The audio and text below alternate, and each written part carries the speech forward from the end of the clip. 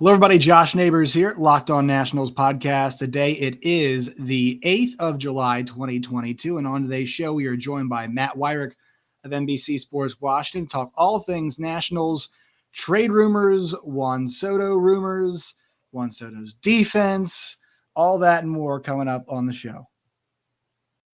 You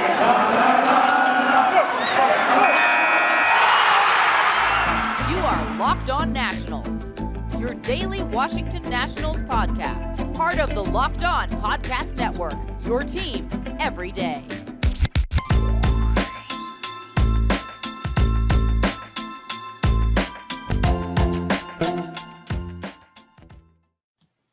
Once again, Locked On Nationals podcast. Today's show is brought to you all by Sports Card Investor, the best place to get involved in sports cards if you're looking to get into that sort of thing. All right, Matt Weyrich is here from NBC Sports Washington. Matt, how was your little vacay to the beach? Was it refreshing? Was it nice? Do you feel good? Yeah, it was definitely much needed. Just getting some sun, getting out on the beach. First time in like a year and a half I was able to do that. So up in Rehoboth, they do it great up there. Really had a great time, and now I'm back and ready to watch some Nationals stretch run to the trade deadline play here. Yeah, so this is something that obviously we've all been talking about, the rumors about trades, who could go. Really, the big one, let's start with Juan Soto. So this is not a trade thing, but there were some rumors last week that he had received a contract extension offer. I forgot what the exact dollar figure was. I had it. What was? Do you remember what the rumor was? It was kind of disputed, but over $400 million. So then Jesse Doherty of the Washington Post says, "Look, I'm hearing that was not the case, but he did say that there was another contract offer that was on the table, right?" So, it's really funny because last time this happened and Soto turned one down, everybody fired at the trade machine, right? And now it's second one, and you're seeing less of that because you know what? This is how negotiations work, right? For a guy like this, the first offer probably not going to work. Second offer probably not going to work. Third or fourth might not even work. And it's not one of those things where, I don't think we're even close to either side becoming frustrated because, one, they've got over 2 years to figure this thing out, right? If they got a while to figure this thing out. And also because, it's like, once again, like this is going to be one of the largest contracts in Major League Baseball history. It's not just a signed, seal, delivered type situation, is it? No, absolutely not. And, the Scott Boras way is to not make counteroffers. So we're going to be seeing just the Nationals kind of making these one-sided offers and Soto either rejecting it or eventually signing it. So that's kind of how this negotiation, if you can even call it a negotiation process, is going to go. It's going to be the Nationals basically bidding against themselves until they reach an amount that is happy, that makes Soto and Boras happy. So my understanding is right now is the Nationals have made at least two official offers, I should say. The first for $350 million and the second for $400 million. The latest offer came back in, which is actually when Scott Boras was at Nationals Park for that Dodgers series, where several of his clients were on both sides. Evidently, there were some negotiations that went on there. And Soto is willing to sign an extension. He would like to stay in DC. It seems like he's open to that idea. He said at the start of the year he was taking things year by year with an eye on free agency, but it does seem like he could be open to staying here if they can reach the right figures. So certainly seems like there's momentum towards a deal. I don't know if it's necessarily in the near future, but with the Nationals sale potentially happening before the owners meeting in November, we could be seeing Soto getting signed before then if it is the Lerners, hell-bent intention to sign him before completing a sale. Yeah, and this is something that we've been just following. Just nothing new, right? Though we have not heard anything new since the last week, kind of back and forth. It's weird. These things, unlike the NBA and NFL, can sometimes be a bit more public. This has been pretty quiet behind closed doors, I feel like. Definitely. And, I think, like you said, I think this is kind of the baseball way, just not really leaking too much, certainly from the Boras side, especially. All right, so let's look at a tweet that you had earlier in the week. This is about Juan Soto's defense, and you'd mentioned a play that had happened in the, this is yesterday's game, So up against the wall, I mean, like embarrassing is I think the word I would use for this one. This is not commiserate of the kind of player that he is. But you've noted that Statcast pegs him at -7 outs above average this year, tied for the fewest among outfielders. What's going on out there with him? Because this is a guy that's even said to us, or said to the media, I should say, that one of his goals was to, steal bases, and I think the other one was become a Gold Glover in the outfield. We know he has got the intangibles to do so. The defense, though, has just not been great. Now, I have to say this, across the board, it hasn't been great, but and I think that's something that can affect. I mean, it does affect everybody normally. Like the baseball defense is never really an individual thing. Much like football, it's not really an individual thing in baseball defense. It's got to be guys working together. Do you think it's a little bit of that kind of rubbing off on them? Maybe a lack of focus out there because it feels like not everybody's always focused 100%. What do you think it is that's causing these defensive lapses right now for Juan Soto? Yeah, the two guys that he's tied with for -7 outs above average this year. One, Andrew Vaughn, who is with the White Sox, really a first baseman playing corner outfield by necessity because Jose Abreu was there, and Nick Castellanos, who kind of was universally touted as the worst outfielder in baseball, signed to be a DH and only playing in the outfield because Harper hurt his elbow and couldn't play right field. So the fact that Soto is tied with two of those guys is certainly not a good sign. I wouldn't necessarily say it might be a lack of focus. I think, he plays very deep, and he really just seems to be misreading balls up against the wall. When he's playing deep, he's giving himself plenty of time to make these reads. But ultimately, they seem to be, just missing them. I've seen him multiple times this year making leaping grabs at the wall and just completely whiffing on it, and including the play that was in that tweet there. So, for me, he played a pretty good left field. It was actually a Gold Glove candidate back in 2019, I believe. And now the last 2 years, last year he wasn't terrible. He was actually above average defensively. Kind of seemed like he was taking a step forward in that regard. And this year seems to be a complete step back. So I don't know if it's a lack of focus. I don't know if he just needs to really work on his reading of fly balls. But certainly it hasn't produced strong results, and it's actually kind of been a deficiency there in right field. All right, let's take a quick break. Then we'll hit on some other trade type nuggets as we move forward. Today's show, though, is brought to you by our friends at Sports Card Investor.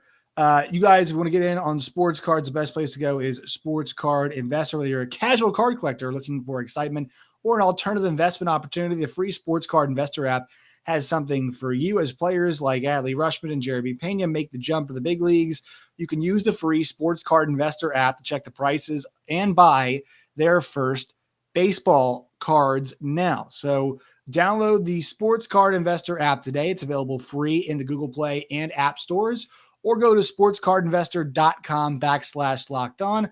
That's sportscardinvestor.com/locked-on. All right, so the one guy that we've seen some interest in, and look, I think Josh Bell to the Mets makes a lot of sense, but the one guy that we do know that the Mets are interested in, or at least we heard reports about they're interested in, is Nelson Cruz. So this was always going to happen eventually. You knew it would probably come around. Kind of revisiting an earlier thing that you and I touched on this season before we talk about, potential landing spots, and this doesn't make sense, whatever. Is there any downside, you think, to trading Nelson Cruz? Obviously, we know the relationship with him and Juan Soto is strong. Is there a downside? Would there be a cost there, or do you think Juan knows, hey, this is part of the business? We got to sign a guy like this to, get some return, hopefully. Yeah, I think when Cruz signed with the Nationals, back in March, they knew that this was going to be at least plausible to happen. Mike Rizzo and Davey Martinez certainly talked about wanting to compete for a playoff spot coming into the year, but I think everybody knew, behind closed doors, that this team probably wasn't going to be playing in October. And so with Cruz, when he signed, he had the opportunity to sign with some contenders, but he chose the Nationals. And I'm part to hit with Juan Soto. I think that was a part of it, to forge that relationship. They certainly know each other from years past and working charity events, Dominican Republic, things like that. But also because Cruz knew that, if he was on a bad team, he could get traded to a good team and actually have a potential better chance of making the playoffs and completing, a World Series run, as opposed to picking a team at the start of the season to then have to, kind of roll the dice and see if that particular team would go all the way. So he's likely to be traded. I don't think the Nationals or anybody in that clubhouse would be surprised to see it happen. It certainly seems like, from conversations I've had with players, that is where the clubhouse knows things are headed. So it's more of just kind of like wait and see as to where they end up. And, then we'll see who gets opportunities after that. So what kind of return do you think the Nationals are looking for from a guy like a Nelson Cruz? Because, there's two guys who are kind of the big time rentals here. It'd be Cruz and it'd be Bell. What kind of return do you think a guy like Nelson Cruz could manufacture? And do you think it's kind of about drumming, is this a guy you sit on till later in the deadline until maybe some other things shift and teams are hunting and, maybe drive up the price? Somebody gets desperate. What kind of negotiating tactics do you feel here? And also what kind of return do you think the Nationals are looking for? Prospect kind of player, et cetera. Yeah, I think Cruz is going to be dangled for, his recent production. The last, 6 weeks, 7 weeks or so, he's been much better than he was at the start of the year. So his overall numbers really aren't that pretty, but he's certainly been better lately. He offers right-handed pop off the bench, though he hasn't been hitting for as much power, as he has in years past. Right. I do think that that's a bit fluky. We see him hit the ball really, really hard. He's had a lot of balls die at the warning track this year. Some people might be saying he seems like he's at the end of the line. I think we could still see a Nelson Cruz-esque power surge at some point, just as his exit velo is still there.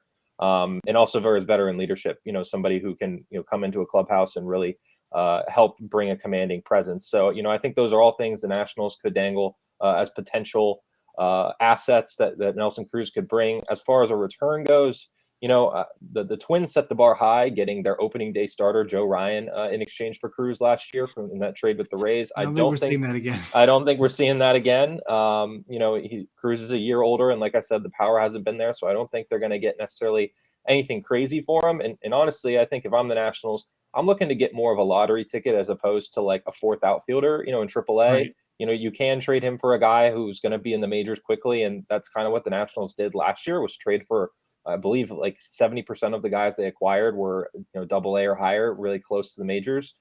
This year, I wouldn't be surprised if Cruz is flipped for a guy who might be down in single A, but, could carry some crazy potential. Like what comes to mind with how well O'Neal Cruz has been playing was Tony Watson was traded by the Pirates. Just, setup man, veteran guy, back of the bullpen asset, but they trade him for a 19-year-old O'Neal Cruz, somebody who they love the tools, they love the makeup. Maybe in a few years down the line, it works out. And sure enough, it did. So, I think that's something more along the lines we could see, kind of like the trade for Kyle Schwarber last year when they got Aldo Ramirez, which Jesse Dougherty just reported that he had Tommy John this year, which is unfortunate, but still a young guy in their system, someone that, the way he throws could be, a potential game changer down the line. And then let's move on to Josh Bell. I mean, I think, if I'm the Nationals and I'm trading Josh Bell for example, the Mets, like the one thing I'd say is like, all right, you have to give me Dom Smith is what I want back, at least like something like that. I mean, I think people's mileage might be different on this, but this guy to me is so valuable because of what he does. And I'm going to tell you, like the Mets, I need a bat like that. I need somebody I can bring in and maybe DH, hit from both sides of the plate. I know some people think they need a corner outfielder, but you had mentioned this, the Nats were pretty, reserved with the idea. They didn't really want to trade Scherzer or a guy like a Trey Turner to the Mets. What about a guy like a Josh Bell, though? Do you think that's somebody they'd be willing to part ways with for the right price? I don't know if the Mets would make a lot of sense for the national standpoint, just because, there's no emotional attachment with the side to a World Series like there was with Trey and Max. Yes. But Bell is the guy for the Nationals, right? Like when you go to the park right now, you're going to see Juan Soto and Josh Bell. And for him to be traded to the Mets, I think that would sting just a little bit, especially because a lot of fans have clamored for the Nationals to sign Bell to an extension. Right. I think that's a very popular sentiment among fans, is that he's a guy that they'd like to see stick around for a long time. And it doesn't seem like the Nationals are trending that way. So if they trade him to the Mets, not only is it, we're trading away another good player, but also now we're going to see the Mets with Max Scherzer as their starting pitcher have Josh Bell be one of their best hitters, and the two of them potentially lead the Mets to a title. I feel like that would sting a little bit more than, say, trading Nelson Cruz to the Mets. We got to remove that, right? We got to make the move that makes the most business sense. Well, here's the thing. I would trade him to the Mets if the Mets are willing to pay the tax of being a division rival, acquiring Josh Bell. You're going to have to pay more than any other team, if you ask me. If you really want to get Josh Bell, you've got to be willing to shell out the prospect capital, whether that mean Pete Crow Armstrong, who, is a top 100 prospect. I don't expect the Nationals to get a top 100 prospect in this, but last year, I believe, right? In the they traded him. Bias trade. I forget which trade. Yes. Bias trade, yeah. So he's somebody that really stands out to me. I don't know. I really think that if you are going to trade Bell to the Mets, you got to get a slam dunk package. But ultimately, Bell is the top bat available on the market. And I don't expect the Nationals to get a top 100 prospect in return for him because he's a rental, and you just don't see that kind of return anymore. But who's the next bat available? Brandon Drury. I mean, all respect to him, he's probably an all-star this year because he's been the best player in the Reds. But Bell has clearly been the best hitter that's likely to be available, and I think Mike Rizzo is as well equipped as any GM to turn that to his advantage. So he could pull some wizardry, out of his back pocket. He's certainly done it before. We'll just have to wait and see. Yeah, it's so funny you mentioned, like, anytime in a conversation, like, hey, you're trading for an all-star, it's like, in baseball, we got to slow down with the all-star. Josh Bell's actually, like, all-star worthy. So, if you were attaching that moniker to him is not anything. But like the Brandon Drury one, that's a great point, right? It's not like he's not an all-star the way that, that we think about it. All right, let's take one more quick break and we'll touch on some things that happened recently, including Josiah Gray, our guy. What an outing for him the other night in Philadelphia. Today's show is brought to you by Built Bar. Go to Built.com today. It's Built.com. Use the promo code LOCK15, LOCKED15, LOCK15 for 15% off at Built.com. They've got the new coconut brownie chunk puff, which is delicious. It's good for you. Once again, Built.com today. Promo code LOCK15, LOCKED15, LOCK15 for 15% off your first purchase. So, the other day, Matt, tremendous response from one Josiah Gray. And this is something that you and I had talked about a whole lot, like the learning process, the maturation. I mean, we saw it for him to respond from a bad start that he had in one outing, that goes to the next start and absolutely lights it up. So against Miami, 10 hits, 6 runs, all 6 were earned, homered, 2 walks and 6 Ks, then goes out 6 innings, 4 hits, 2 runs, 2 homers, but 11 strikeouts, career high, another 100-pitch outing for him. And so, and he led the Nationals and got that win in a really close game. And, like pitching that kind of game, that kind of environment against a team like the Phillies is a really good lineup like the Phillies. Like, that's the kind of stuff, those are the kind of outings that you picture down the line, right? When your team is, fighting, let's just say the Nationals are in the Phillies' shoes, right down the line. Having a guy like a Josiah Gray can go out there, when you're in a playoff chase and you're trying to be in a playoff spot in July, and just can go out there and get a good lineup and can carry you like that and respond to that after a bad. I mean, this is the stuff that we love to see. This is what you and I are talking about.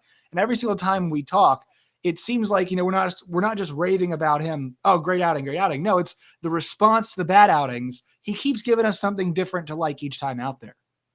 Yeah. And, I think that one thing to really point to as far as optimism for the future is in Josiah Gray starts this year, the Nationals are 500. I mean, this is a team that is, fighting for a bottom 5 pick in the MLB draft next year, and they're 500 and Josiah Gray starts. I mean, that's pretty impressive. 8-8 this year. He is putting them in positions to win more than anybody else on this pitching staff. And, he had a great month of June, obviously gets shelled out by Miami, and then he bounces back and has this great outing here, sets a new career high in strikeouts, and really had that fastball slider combination working really well. And that slider, it's something I want to key in on this year. It has the lowest average exit velo of any pitcher's slider in baseball. That's really impressive. And it's not just because of the pitch, it's because the fastball sets it up really well and it's been missing bats. It's got a really high strikeout rate with that slider. It's a great 2-pitch weapon for him. His expected statistics per StatCast, all top 5, expected batting average, expected on base, expected slug, top 5 for that pitch. It has been one of the best sliders in baseball this year in producing weak contact and missing bats. And that's really, these are the kind of things that you really wanted to see out of Gray this year. And honestly, I think he's exceeded all expectations for this season. The Nationals wanted to see him take a step forward, limit the home runs, get that run prevention down a little bit, but he is showing the stuff of a potential ace for this staff. And I think the Nationals have to be ecstatic from what they've seen from him so far this year. Well, and on the slider too, I mean, we talked about the home runs, right? Having that pitch that's going to generate weak contact. A lot of people think about the slider as a lot of times just a swing and miss pitch, but also for a guy that's giving up a lot of home runs, it's great to see the contact, it's the numbers aren't very good there, right? Yeah, no, I mean, he gives up the home runs. They come on fastballs. Yeah, they almost exclusively. It's exclusively high. It feels like they're all high fastballs. It's just like middle up. Usually, it feels like is where it goes. Because he's got the Max Scherzer moxie with his fastball, where he's like, you know what, this is my best stuff, and if you hit it, so be it. That's something I've talked to him at length about this year is that he's willing to give up a couple home runs as long as they're solo shots. And he's not walking guys, he's not putting too many guys on base. He wants to keep that whip down. And if he gives up the occasional home run, he can live with that. I mean, even Davey Martinez said, if Kyle Schwarber hits 2 solo shots and that's the only damage the Phillies do against him, he'll definitely take that. That's just Schwarber's going to do what Schwarber does. If you can dominate the rest of the Phillies lineup like that, I think that this Philadelphia team has to be put on notice here with Josiah Gray and being in this division for a long time. Yeah, I like the fact that we know what his strengths and weaknesses are. It's great because he's so young and it's identifiable. And look, I think I hate the idea this is just who he is, but I think the fastball thing might just end up being who he is a little bit. There are some ways to adjust it, but I think that's going to end up being who he is. And now it might be, all right, can we spot a little bit better? Can we make sure we locate it against certain guys a little better? Maybe we pick and choose our spots with who we're challenging at certain times, right? We can't just challenge everybody because that's Max did the same thing too. Max would try to challenge everybody and worked out a lot of times. It got burned too, but I think it's pretty nice that we have an identity for him too. Yeah, no, I mean, if you want the slider and the curveball to work low and away, you need to set up the high fastball in order to change eye level. It's just the only way you're going to make those pitches as effective as they are. And if the slider is going to end up being, one of the better weapons in baseball, and the curveball, which has been pretty effective against lefties this year, turns into a really good third pitch. So what if he gives up a couple home runs? He's a fly ball pitcher anyway. He's going to live and die by those fly balls. And if he can keep the exit velos down, fewer of them are going to be going out, and he's going to be an effective pitcher. All right, so let's take a look at the weekend of the Nationals. They go and play the very good Atlanta Braves. Atlanta trying to get themselves within that 3-game, threshold before they play the Mets this coming week. It was kind of the week when it turns over, they'll play them. The Nats right now, I set it up, Matt. They are 30-55, a .353 winning percentage, 23 games back of the New York Mets. They are 19.5 back of the Braves, 14-31 at home. 16-24 away. They have a -130 run differential. They've lost one, and that's the streak right now. They're 3-7 in their last 10. All right, so this weekend in Atlanta, when you're playing good teams, these teams look to take advantage of you. I mean, honestly, it's weird to think. I think it's a team like the Braves just won the World Series, a team that is fully aware of how important series are like this. These really good teams do a very good job of focusing on the bad teams they play, because they know that these are the games that can sometimes swing playoff. It's not the Mets versus the Braves sometimes, right? You get very few Mets Nationals 2015 series, right? Or I'm trying to think about this. 2019 when it looked like things were kind of going, I think it was 2019, when it looked like things were kind of going the Mets way and the Nationals put their foot down on that one Sunday afternoon and kind of stopped them. I think it was 2019. They stopped the momentum and they were able to keep on keeping on. You don't get a ton of those, or you put yourself in position on those with series like this. So the Nationals, be prepared against Charlie Morton, against Kyle Wright, and then also against Ian Anderson, Fetty, Corbin, and Espino on the hill. What are you looking for this weekend from the Nats against the Braves? Yeah, the Nationals have kind of been the division punching bag this year. They are 7-30 against the NL East, which is pretty awful. I mean, they're 23-25 against the rest of the league. So, I mean, I guess you can take that as some consolation there, but you've got to be built to beat your division opponents, and the Nationals don't appear to be built that way. With this Braves pitching staff has been really coming alive this year. It got off to a bit of a slow start. There were some injuries. Spencer Strider, who they're going to miss in this series, has been phenomenal. Was 12 Ks last night? Yeah, in first 9 outs he recorded First were all 9 outs for strikeouts. strikeouts. I Yeah. mean, he's somebody that you got to keep an eye on. Michael Harris. I mean, this Braves organization is, they're doing it like the Dodgers, and they're just keep producing all of this young talent that's seemingly coming up and making an impact. So I think they're right on the Mets' heels here. Like you said, they play the New York next, so this is going to be a big series for them to get some momentum going into that. The Braves have beat up on the Nationals so far, so you got to take your runs when you can get them. Try to score early. Jump on these starting pitchers, get to that bullpen, because I do think the Braves bullpen is their weakest link right now. If you can get to them early, force guys like Tyler Matzik and Will Smith to get out of the gate a little bit earlier than maybe the Braves would like to. That might be your key to getting a win, but work those pitches. Don't be overly aggressive. The Nationals are a first pitch swinging team. That has kind of been their MO this year, is swinging early in counts. Is where actually some of their best numbers have been produced. But also they've been really bad about working in 2 strike counts. So trying to avoid falling down 0-2, 1-2, getting those deeper counts with more balls. I think that's going to be the big key in this series. And then if the pitching, if Corbin and Fetty and Espino, who, are all coming off of solid starts, can, continue that, we'll see if they can, keep the Nationals in the game. Yeah. And I'm looking at Patrick Corbin, right? Back-to-back really good starts for him. All right. Which hopefully doesn't mean he's due for the Corbin. I know. Well, that's you're just like, you kind of, you wish it was like the Reds, right? That was coming up next, as opposed to the Braves, who have just been so good recently. But I mean, so I keep having this joke, man. I want to know your thoughts on this. Like, what would constitute you being like, all right, Patrick Corbin's back? Like, okay, I'm comfortable now. I hate doing like the Texas is back thing, but like, what would make you be like, all right, this is who Patrick Corbin is. Like, how many months would you do this? I was like, I'm not even sure 2 months would do it for me. Yeah, I was trying to come up with the shortest number. It was like, 6 weeks. No, more like 8 weeks. That even feels a little short. I think if he had a stretch where he had like 10 good starts in 12 or 13 start stretch, I think that would maybe start to convince me. The peripherals for me are important too. What's the slider looking like? Is his RPMs, high up on it compared to previous seasons? Is the fastball locating well? Things like that. I don't think it necessarily is just about the results, but also the process. His delivery has also like kind of varied from year to year. So I'd like to see some consistency there. Where's his release point at? That's something that I know Fangraphs has pointed out in the past as to a potential issue for him. His higher release point has led to more home runs, maybe keeping the ball down a little bit there. Is his location down in the zone more consistently? Because when he leaves balls up, I mean, they are hit loud and far. So it's a variety of factors for me, but certainly I think we'd have to go a couple months of him, returning to form, so to speak, before we really start to say Corbin is back. Yeah, it's gonna be a bit, but good opportunity this weekend. Really good opportunity this weekend. Tell you that. All right, Matt. Thank you for joining us. Where can people find you and your work and all of its variety?